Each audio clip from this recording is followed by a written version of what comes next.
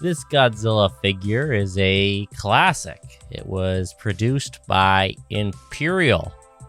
The bottom of his foot reads 1985, but I know for a fact that this particular toy was in production well into the 90s. And this is a very special toy. Before Imperial Godzilla, it was basically just Shogun Warriors Godzilla. Maybe an unpopular opinion, but I think this one blows that one away.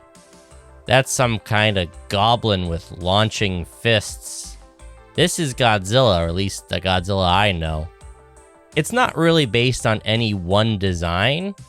I assume it's influenced by the return of Godzilla, which would have been very new at the time of its production, but there's also considerable departure.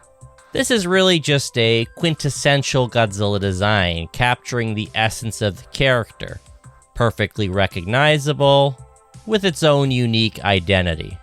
And by that I mean lipstick. Really, that's the elephant in the room here. There's not much you can complain about here. Maybe the lipstick. But even that's something I can't be too hard on. At this point, the lipstick is so notorious, it's almost iconic. If you read online, they say Imperial Godzilla is about 12 inches tall. Getting the tape measure out, I say he's pushing 13. And if you're going for his length, tip of his toe to the end of his tail, it's actually kind of similar. It's again about 13 inches. It's kind of the perfect size for a large toy. It's imposing, but not impractical, if that makes sense. Imperial Godzilla is not super articulated, but he can move his arms, his legs, and his tail. The back of his mouth, unlike so many other cheap dinosaur toys, is sealed off. This eliminates the temptation to drop smaller toys inside and potentially lose them. The plastic has a nice quality to it, and the paint is well applied. It's not shocking to say Godzilla is gray, not green. I think most fans understand that. And at a glance, this figure definitely looks very green.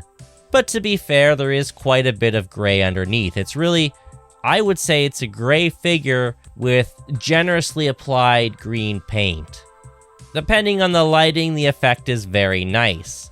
Coupled with the silver, which you'll find on his spines, it makes sense there, and on his chest, which makes less sense, but like the lipstick does provide a little bit of an identity to this particular figure. The fingernails and toenails are individually painted with white, and overall it's just a very appealing toy. I especially like the texture. There's a lot of variance in the scales, not just in the size, but also the shape. Scales on his belly are different than on his thigh, and his tail has that classic segmented look.